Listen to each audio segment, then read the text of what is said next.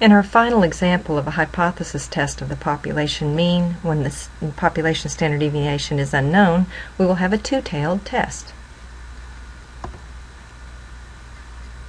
The mean weight of king penguins found in an Antarctic colony last year was 15.4 kilograms. A sample of 35 penguins from the same colony was randomly selected this year.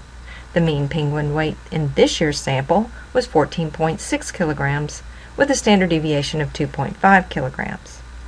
At a 0.05 significance level, test the claim that the mean penguin weight this year does not differ from last year. Okay, so we have an alpha, I'll write it over here, alpha equals 0.05. We were told that the sample size was 35. The sample mean was 14.6 kilograms. The sample standard deviation, 2.5 kilograms.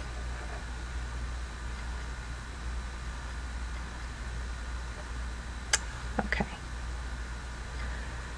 So our original claim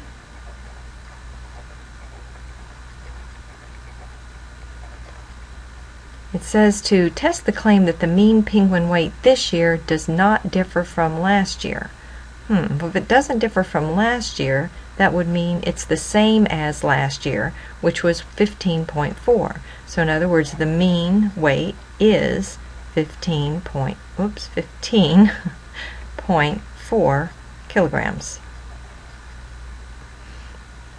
The competing claim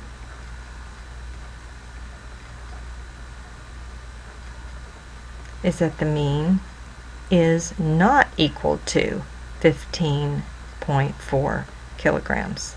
That would cover everything else. Here it's equal to, so this is everything greater than that number and less than that number, not equal to. Null hypothesis, always the equal sign. The mean is 15.4 kilograms. And the alternate hypothesis then corresponds to the competing claim. The mean is not equal to 15.4 kilograms. Okay, we'll need a critical value, a test statistic, a p-value, and we'll make a decision.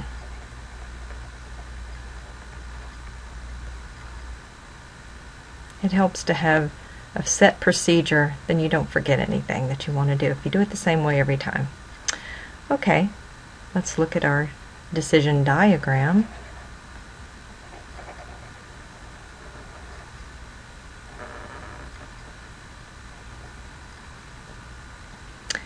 Alright, so our alternate hypothesis, which tells us which type of test we have, is the not equal to sign. That means we have a two-tailed test.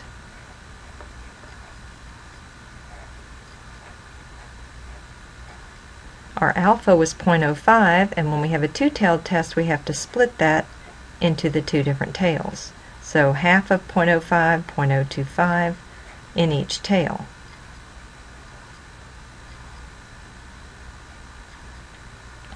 Okay, our sample size was 35, so our degrees of freedom will be equal to n minus 1, or 35 minus 1,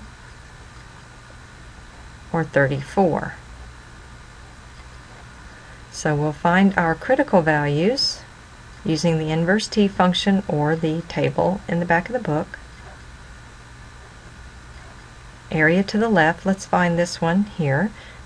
The area to the left is 0.025, comma, degrees of freedom. We just said that would be 34.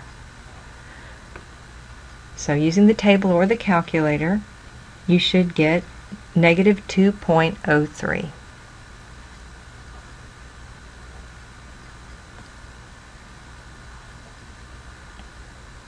Now we have a symmetric graph, so we know that if this is negative 2.03, then this critical value is positive 2.03, but you could calculate it if you wanted to.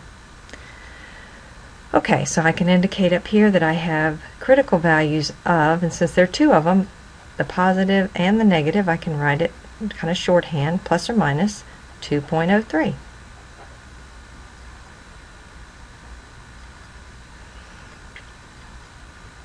Okay, we're ready to run our t-test.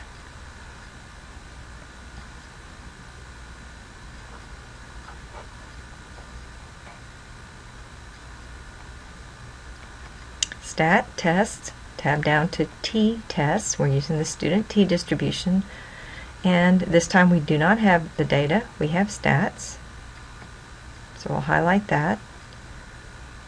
Our null hypothesis value was 15.4. Our sample mean was 14.6 kilograms, and our sample standard deviation was 2.5 kilograms. Our sample size was 35, and we have a two-tailed test. Okay, so for our sample statistic or test statistic is negative 1.893 or negative 1.89. Our p-value, and now this is the entire p-value.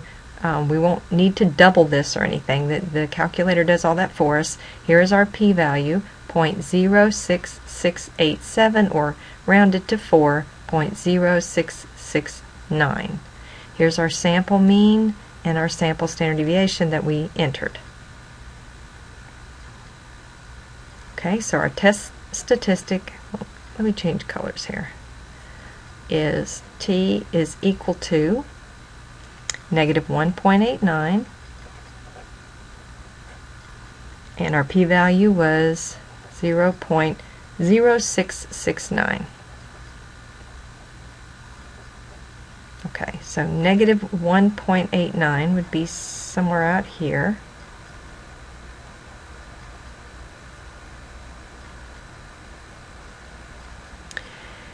So our test statistic does not fall in the critical region, which is telling us we'll fail to reject the null hypothesis, and then we compare our p-value to our alpha, not alpha over 2, but alpha, and alpha was 0.05, recall. We had an alpha up here of 0.05, and so our p-value is not less than alpha. It's 0.0669. And the way that works is what the calculator is doing is taking also a test statistic at least as extreme. Recall that that's what the p-value is. It's the probability of getting a test statistic at least as extreme as the one that the sample gave us. So another one that's at least that extreme would have been this one, 1.89. So what the p-value represents is the sum of this area, kind of lightly do that, and this area. So we could say that 0.03345, if you just take half of that, is here, and 0.03345 is here. But that's the comparison we are doing in a t-test. I'm sorry, a two-sample t-test. So our decision then is we fail to reject the null hypothesis.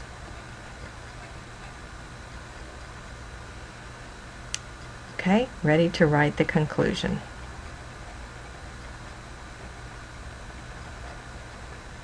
That's a C. Okay. All right, the questions we ask. Does the original claim contain the condition of equality? Yes, it does. That means these two correspond. So that means our decision about HO is going to be the same decision we make about the original claim.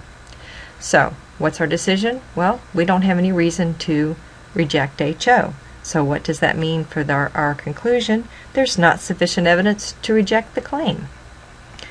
There is not sufficient evidence. You might see, you could also say insufficient evidence, that's fine.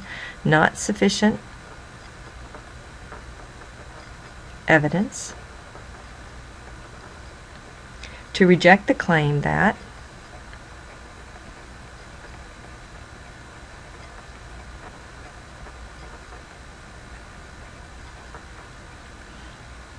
the mean penguin weight this year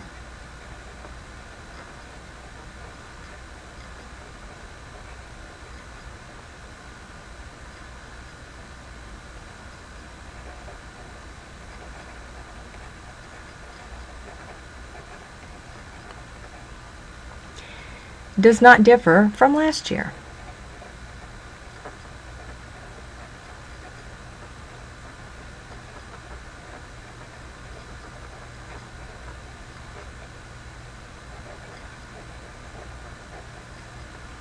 Okay, so we don't have evidence to reject the claim that the mean does not differ from last year. So the claim was the mean's not different from last year, and we don't have evidence to reject that claim.